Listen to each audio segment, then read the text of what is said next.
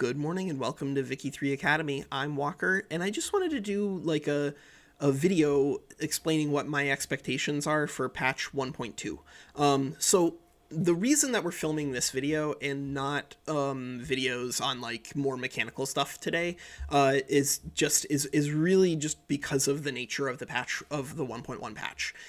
So the 1.1 patch, when it was first introduced, was supposed to be a patch that was going to be primarily aimed at AI, UI, bug fixing, and balancing. And I think that largely I agree with those as categories that Victoria 3 should be focusing on, because I think that those are the biggest issues right now. But with a big asterisk, I think that given what happened in patch 1.1, maybe they learned from their mistakes and maybe it won't happen again. But we do need to address the elephant in the room.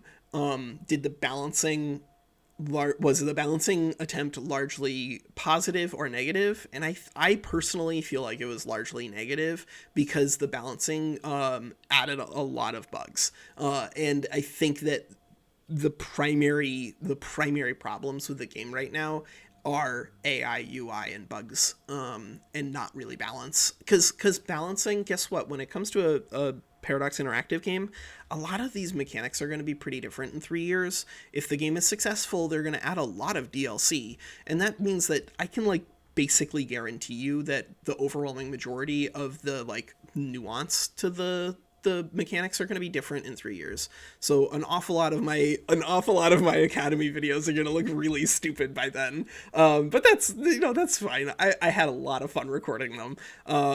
And I'm gonna have a lot of fun recording them still. It's just that it's a Paradox game. They're gonna add DLCs to specific regions that are gonna change the ways mechanics work, and that means that I just don't care that much about balancing right now. Is arable land way too low in the Americas? Yeah, it is, and they should add a mechanic to deal with that. But I'm sure, and this is not to apologize for anybody, but if unless you've never had a job, I am sure 1,000% that corporate has really big expectations for the game and not enough resources for the team, because that's the way capitalism works, yo. I mean, that's what this whole channel has been about, is that all right, yeah, some of these things are more realistic than others, and the fact that they rebalanced wages to be a lot worse, I think, is net positive. I it's not that the balance passes have been bad, it's just that and I think largely balance passes are good. It's just that the game's not playable right now. It really isn't. You can't have a functional economy in 1.1.0. Your capitalists are not politically active. Your bureaucrats not politically active. Shopkeepers not politically active. Servicemen, nope. You got nothing, baby. You've got the entirety of the population that's allowed to politically engage is officers, academics, engineers, aristocrats, clergymen, and slaves. What on earth? Oh my god. It's just it's not great. It's not great that this is the state of the 1.1 patch. It's really disappointing, because it really was supposed to be the patch that really helped them out, because I think that they targeted the right things. The roadmap for Vicky 3 still looks good, but I just think that especially on balance, because people are playing so differently in terms of their ability, I don't think balancing makes any sense right now. I think that there are people who are complaining about mechanical balance issues that clearly don't play optimally, and when you are really behind in terms of your ability to grow your economy and stuff, because you're regularly at max gold reserves, blowing through cash that you're taxing and spending absolutely nothing on. US, it's 1854 and you have 60 construction points. This is an AI only game that I just ran for 18 years while I kind of rehearsed the opening. And so this is why I think, like, I don't care about balance. They need to fix their AI. They need to fix their AI. And I understand that the way that the Anbuild AI works is not it's not the way that they want the Paradox AI to work, and that's totally fine. I like the idea that the AI is supposed to have these strategies. I think that's very cool. And I'd love to see them engage with them more in a way that helps the nations develop and become more powerful, or the way, if they're like a smaller nation, encourage them to glomp onto a larger nation. But like, they need to do something, and as an important part to, they need to do something that you can't, this is unacceptable. This is completely unacceptable. The AI needs to grow faster than this, because this is harsh, aggressive, and this is not okay. The AI can be a lot stronger than this without bullying the players, and should be, and they need to fix that. Similarly, on the note of AI, like, this is something that I knew was going to happen the moment that the community started having conversations about, I think it was Jumbo Pixel's Brazil playthrough. Like, the moment that I saw the video, and people were like screaming, "Oh my God, he's invading all of South America! None of the great powers are intervening." I was like, "Yeah, good." And everyone was like, "No, no, they need to intervene." I knew that was going to be both aggravating as a player and bad for the AI the moment that people started asking for it, and you should have too if you thought about it critically. The reason, of course, being that if a great power is intervening in one of these wars between like Brazil and Gran Colombia or whatever, they're not expanding themselves, right? That's what people should be doing in this is like selfishly, obsessively focusing on growth. That's the nature of imperialism in this time frame. That's the way to make them feel alive, to make them feel like 19th century imperial terror powers, right? You shouldn't be afraid as Brazil about what if you attack New Granada and Great Britain intervenes to maintain status quo. You should be afraid of, if you attack New Granada, is Great Britain going to attack you and demand a treaty port? And then, like, you have to make that concession on the side because there's a new Diplo play that opened up, right? That's what you should be afraid of when it comes to the great powers, not them getting into like a war between. Oh, there's a great post on Reddit about Oman just like conquering Yemen, and every single time a great power intervened for an obligation, the AI needs better AI in regards to its behavior in Diplo plays. And I think the easiest way, of course, to do that is to just modify the way that they value obligations, because they should not be accepting obligations to intervene in the middle of nowhere, from nobody, right? That's annoying from a gameplay perspective, and stupid from a like a game power perspective. The AI should care a lot less about that stuff. Look at France. Look at France. Well, good. Thank God for France, right? That's why it drove me absolutely insane to see people being like, "Oh my God, you gotta remove Pondicherry." Well, all right, they did, right? The treaty ports no longer operate because France is not part, because France is not bigger than Great Britain. France is better because they built construction points and nobody else did. France is just gonna next level everybody because they actually have a functional economy, whereas the UK is at 79. So like, I don't know, maybe they're on the same AI, right? But it sure does not feel like it. It sure doesn't feel like it. It feels like the French AI is actually like just good. And the British AI is not good. And I would like them to, if that's true, I would like them to just admit it and say, yes, the French AI is actually legitimately good, and then just expand it to everybody else. Because like, they do this pretty regularly. It doesn't matter if they have the treaty port or not, and that's why I like, in regards to balance, just ignore the community. Unfortunately, this isn't coming like from a position of elitism. It's just saying that like, there are lots of people who are going to be on the internet and be very vocal about ways to balance things with while also being bad at the game that they want to balance. Ignore them. It just you'll make a better game. You'll make a better game if you ignore them, because they are going to try to encourage you to do things that don't make any sense. And so I think it's a flavor win that Pondicherry doesn't work in the British market, but like it just didn't matter. And if by fixing it they'd introduced a bug, I'd be really mad because it made no difference whatsoever. If the French AI, what is the strategy for the French AI? What the hell is going on over here?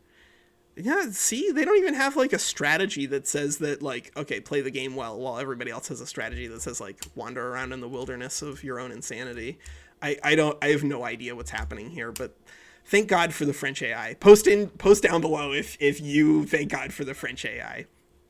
But yeah, after the AI, which again, I just think it needs to focus. I think it needs to focus more on growth. AI also needs better help when it comes to understanding its tech tree. I think the strategies just need to be used more. I think that's really what it boils down to for me. I think the strategies need to be used more. I think if the strategy for the AI is acquire colonies, then like they should almost never intervene in these little regional conflicts. They should be starting the regional conflicts, right? This I don't know if it's part of Paradox's QA or not, but they need to just do like 50-year runs on observer only and just see how it functions. So I think the performance has gotten a lot worse in patch 1.1 versus 1.0.6. I used to be able to get through these AI observer runs really, really quickly during lunch, and now I do not. So I don't know. I don't know what's going on there. I really don't know what's going on there. But I think that the AI, I think the way that they've built up these strategies is very clever and really interesting. I think they need to make strategies in the way the AI behaves entirely modifiable, because Anbuild is making an AI that has better economic development than what they're experiencing here, like with Austria and a lot of these other great powers. But it's because it's a scripted AI development, and so like basically all the nations behave the same way, which isn't, I think, as flavorful. And I think that they can get around that, of course, by just making it so that you can make AI behaviors modifiable somehow via the strategies. Paradox should ask the community of AI modders what they need to build a better AI, give it to them, and then see what happens, because you know they got some good AI that way for like some of their other games. And so I think just leaning into that, I don't think will hurt them. When it comes to UI, I think personally that we need a way to flag some of these as high priority, low priority, and then have them pop up in high priority, low priority things. Because again, the more of these pop-ups you get, the less any of them mean. Similarly here, the more things in this current situation you get, the less they mean. The more you have up here, the less they mean. The more information coming at you, the less any individual piece of information is going to work. And so by focusing the UI on the things that are important, including the outliner, which, guys, you gotta include the outliner as part of one of your patch fixes. This should just start pinned open for everybody, because we want to make an AI a UI in a game that's interesting for old players of Paradox games, while also being open and inviting to new players. Which is why I think that beyond AI and UI, they need to redo the tutorial. The tutorial's not good. It's in fact very bad. I think the tutorial is causing a lot of problems in the community because it teaches people not just how to not play optimally, which, you know, that's okay. You don't need to teach people how to play optimally and explain all of the insane back-end stuff of Victoria 3 all at once. You don't need to scare away new people. But like, I played the Chile tutorial and it was just infuriatingly bad. It told me to build some stupid agricultural building, even though I had a negative bureaucracy and a lot of trade routes that weren't doing anything, and I was running I was running a positive money balance up towards gold reserves. It just like it wasn't teaching me anything about how to play except like build a building, and then it told me to like switch over all of the methods of production to things that made me less money, and then it gave me, hey, fix the productivity on the building that you just ruined by doing more trading, even though I was at negative bureaucracy. It was bananas how bad the tutorial is. I know that Paradox can do better than that.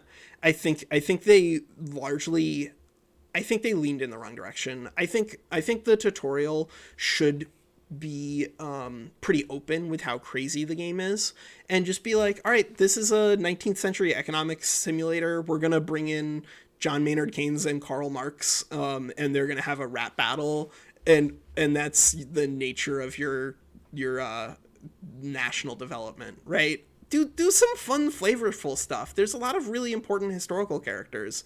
Have them introduce the nation that you're playing. Have them talk about the way that the nation developed in history and the problems they're in and the ways that you can avoid them. That's what people want to know. And then put prestige up here somewhere so that people have like a thing that they can look at that tells them, are they making their nation stronger or weaker? And prestige is that number. It is. And if you don't understand that it is, let me know. I can explain it to you again. But prestige is the thing that measures your total national strength.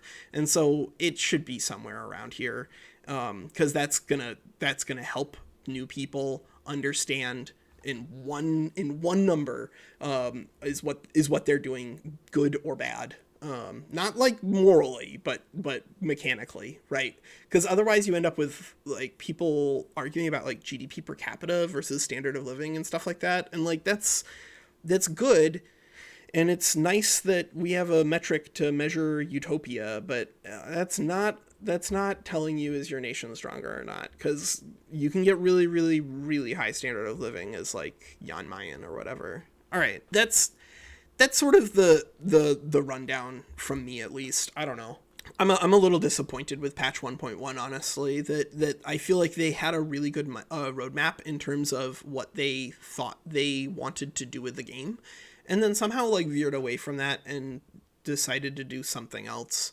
Because instead of doing AI UI bug fixing and balance, they did some bug fixing and a little bit of balance that introduced more bugs. So I don't know. It's a bummer. Hopefully we get a hot fix soon, and this video makes me look like a dummy, because I love this game a lot. I really do. I love this game so much, and I want to see it succeed. But this really felt like one step forward, one step back, because we got basically nowhere on anything else. All right, that's Walker. Take care.